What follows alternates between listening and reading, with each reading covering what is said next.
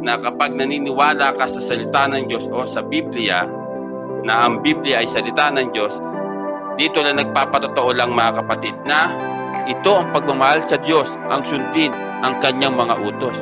Oras na tinanggap mo yung salita ng Diyos, ang Panginoong Kristo sa buhay mo, tinanggap ka na rin ng Amang makapangyarihan sa lahat at nagpasakop ka sa banal na Espiritu Santo.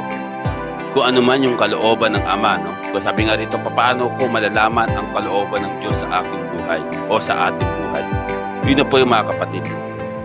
Kung ano man yung kalooban ng Ama sa ating buhay, tanggapin po natin, yakapin po natin ng buong puso, ng buong buhay.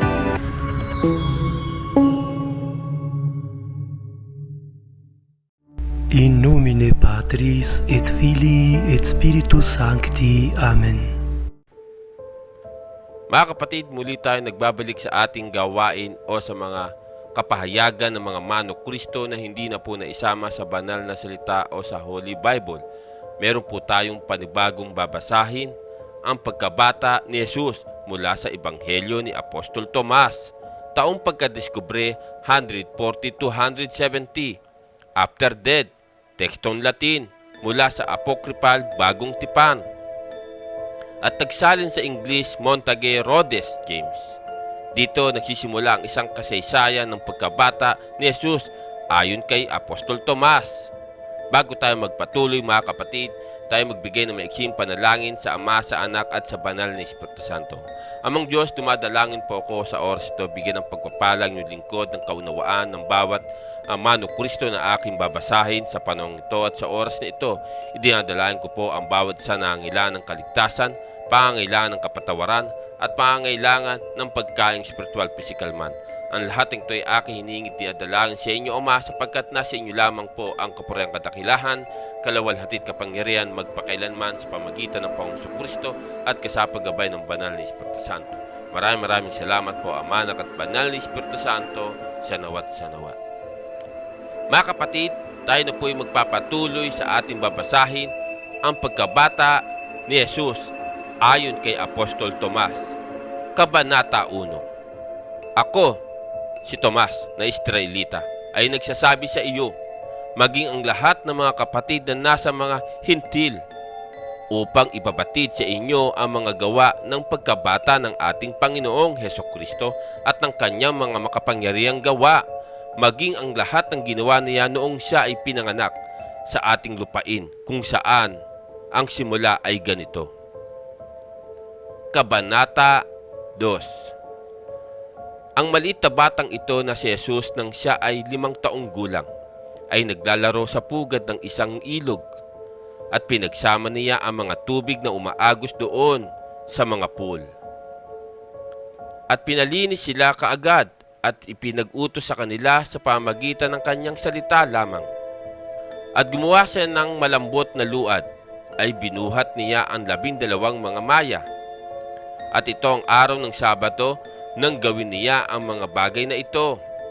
At marami pang ibang mga maliliit na bata na naglalaro sa kanya. At ang isang Hudyo nang makita ang ginawa ni Jesus na naglalaro sa araw ng Sabat, ay umalis kaagad at sinabi sa kanyang ama na si Jose, narito, ang iyong anak ay nasa batis.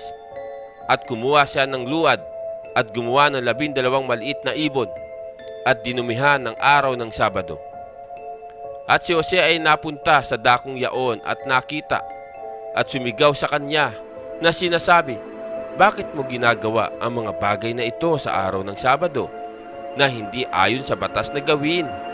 Ngunit pinakpak ni Jesus ang kanyang mga kamay at sumigaw sa mga maya at sinasabi sa kanila, humayo kayo. At ang mga maya ay lumipad at alalahanin ninyo, ako ang nagbigay ng buhay. At nang makita ito ng mga Hudyo ay nagtaka sila at umalis at sinabi sa kanila mga pinuno kung ano ang ginawa ni Jesus. Kabanata 3. Ngunit ang anak ni Anas na eskriba ay nakatayo roon kasama ni Jose, at kumuha siya ng isang sanga ng isang puno at ikinalat ang mga tubig na natipon ni Jesus. At nang makita ni Jesus kung ano ang nagawa, nagalit siya at sinabi sa kanya, O kasamaan, di Diyos, at hangal anong nasaktan ang mga pool at tubig.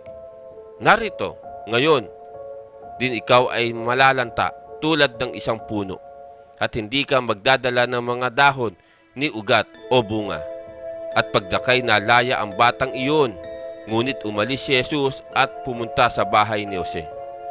Ngunit ang mga magulang niya ay nalaya ay dinala siya, nangihinayang sa kanyang pagkabata, at dinala siya kay Jose at inokasahan siya dahil mayroong isang batang gumagawa ng ganyang mga gawa. Kabanata 4. Pagkatapos ito ay muli siyang dumaan sa nayon, at isang bata ang tumatakbo at sumalampak sa kanyang balikat. At si Jesus ay nagalit at sinabi sa kanya, "Hindi mo tatapusin ang iyong landas." At agad siyang nahulog at namatay. Ngunit tiyak kung nakita nila ang nagawa ay nagsabi, "Saan ipinanganak ang batang ito?" Sapagkat ang bawat salita niya ay isang nagawa na gawa. At ang mga magulang niya ay namatay at lumapit kay Jose. At sinisisi siya na sinasabi, "Ikaw ang may ganitong anak ay hindi makapipiling tumahan sa amin sa nayon. O turuan mo siyang basbasan at hindi sumpa sapagkat pinapatay niya ang aming mga anak." Kabanata 5. At tinawag ni Jose ang bata at pinayuhan siya na sinasabi, "Bakit mo ginagawa ang mga bagay na ito? Na mga ito ay nagdurusa at napuot sa amin at umusig sa amin." Datapat sinabi ni Jesus, "Alam ko na ang mga salitang ito ay hindi iyo. Gayon, may dahil sa iyo ay tatahimik ako. Datapat tataglayin nila ang kanilang parusa." At kaagad silang sinakusahan, siya ay sinaktan ng pagkabulag. At sila nakakita nito ay natakot at natakot. At sinabi tungkol sa kanya na ang bawat salita ng kanyang sinalita, kung ito ay mabuti o masama, ay isang gawa at naging kababalaghan. At nang makita nila na ganoon ang ginagawa ni Jesus, tumayo si Jose at hinawakan ng kanyang tenga at sinaktan ito ng matindi. At ang bata ay nagalit at sinabi sa kanya, "Sapat sa iyo o sa kanila na maghanap at hindi masusumpungan at tunay na nagawa mong hindi sinasadya." Kabanata 6. Ngayon ang isang guro, Seksahus, na may pangalan ay tumayo roon at narinig niya ang bahagi ng sabihin ni Jesus ang mga bagay na ito sa kanyang ama at labis nagtaka siya nang siya ay isang bata pa. At pagkaraan ng ilang araw ay lumapit siya kay Jose at sinabi sa kanya, "Mayroong kang isang pantas na bata." At siya ay may unawa. "Halika, hihatid mo siya sa akin upang maaari siyang malaman ang mga titik. At tuturuan ko siya ng mga liham ng lahat ng kaalaman." At binabati niya ang lahat ng mga matatanda at iginagalang silang bilang mga lolo at ama. At mahal ko sila ang kanyang sariling mga taon.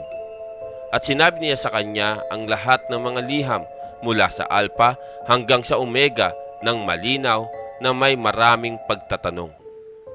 Ngunit tiningnan ni Jesus si Seksahus na guro at sinabi sa kanya, "Ikaw na hindi nakaalam ng Alpha ayon sa kalikasan nito, paano mo maituro ang iba sa Beta? Ikaw ay mapagkunwari. Una, kung alam mo ito, magturo sa Alpha. At pagkatapos ay maniniwala kami sa iyo tungkol sa Beta." Pagkatapos ay sinimulan niyang ikulong ang bibig ng guro tungkol sa unang liham at hindi niya mapigilan na sagutin siya. Sa pagdinig ng maraming bata ay sinabi kay Seksahus, "Pakinggan mo, o guro, ang ordenansa ng mayroong kung ano ang sumusunod ay talatang hindi maintindihan sa ito at sa lahat ng magkatulad na teksto. Ang isang literal na bersyon ay magpapatakbo ng isang bagay na tulad nito kung paano. Ito ang may mga linya at isang gitnang marka na makikita mo karaniwan sa kapwa, magkakahiwalay sama-sama na itaas sa mataas, sumayaw, isang masamang salita ng tatlong palatandaan tulad ng uri, isang masamang salita, balanseng pantay, na sukat. Mayroon kang mga patakaran ng alpa. Kabanata 7. Ngayon, nang marinig ni Sexahus, ang guro ng ganoon, at napakaraming mga aligasyon ng unang liham na sinasalta ng bata, naguguluhan siya sa kanyang sagot, at ang kanyang tagubilin ay napakahusay, at sinasabi sa kanila na naroroon sa aba ko. Nalito ako, nagdala ako ng kahihiyan sa aking sarili sa pamagitan ng pagguhit sa aking ng batang ito. Ilayo mo siya sa makatuwid, ipinamamanhik ko sa iyo ang aking kapatid na si Jose.